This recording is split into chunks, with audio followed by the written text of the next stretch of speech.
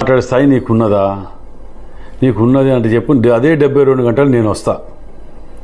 కాళోజీ కళాక్షేత్రం కాడికి వస్తుందా? 72 గంటలు నువ్వు అంటున్నావు కదా, నువ్వు అక్కడ మా ముఖ్యమంత్రితో మాట్లాడే స్థాయి నీకు లేదు. మీ నాన్నకేమున్న స్థాయి? నువ్వు అసెంబ్లీలో వచ్చి ప్రజలకు జవాబు చెప్పలేనివి. నిన్నోళ్ళు అడిగినట్టు అబ్దుల్లా షాదీ మీద దీవానేక హంగామా అన్నట్టు నీళ్ళు లేని మధ్యలా మేము అడిగిన వాటికి జవాబు చెప్పు, మీ నాన్నని తీసుకురా మాట్లాడతామని అంటే నువ్వేదో ఊరికొచ్చి మధ్యలో బుడంకాయ తిరిగా ఈ ముచ్చట్లు మాట్లాడు, ఆ ముచ్చట్లు మాట్లాడు, అలాగొట్టి 72 గంటలకు వస్తే ఏం చేస్తా? ఫస్ట్ నీ కుటుంబంలో చూసుకో, చక్కగా లేదు. ఎవడెవడి కాలు గుంజుకుంటాడో తెలియకుంటున్నది. ఇవన్నీ వదిలిపెట్టేసి నువ్వేదో మాట్లాడితే ఎట్లా?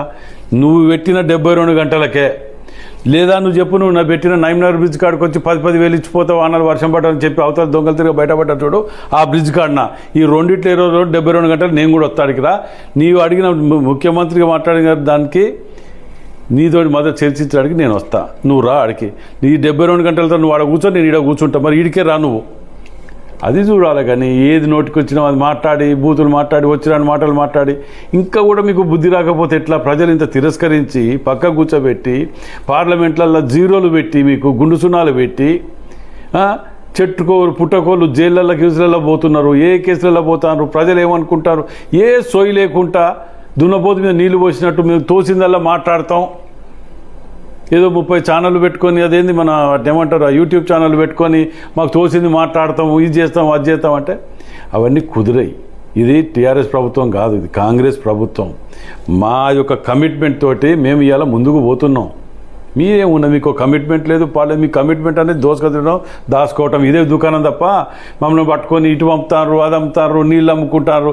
చేపలు మీ అయ్య వీళ్ళందరూ కలిసే కదా పోయి కూర్చొని అక్కడ కూర్చొని రోజా గారు వీళ్ళందరూ ఉన్నప్పుడు చేపల పులుసు బాగున్నది, ఈ పులుసు బాగున్నది మర్చిపోయినారు తెలంగాణ ప్రజలు. తెలంగాణ పిల్లల శవాల మీద పేలాలు ఎరక తిన్నారు మీరు. ఇలా మీరు మాట్లాడుతున్నారు వీళ్ళ గురించి. ఏమనంటే తెలంగాణ, జై తెలంగాణ. ఏంటిది? తెలంగాణ వచ్చింది ఎవరిచ్చిందో తెలుసు, పోరాటం చేసిండ్రు, మీరు మాట్లాడింది కాబట్టి మీకు ప్రజలు అవకాశం ఇచ్చిండ్రు. ఇలా తన్ని పక్క గుసబెట్టిండ్రు. ఆ దుకాణం దాని గురించి ఏడవండి.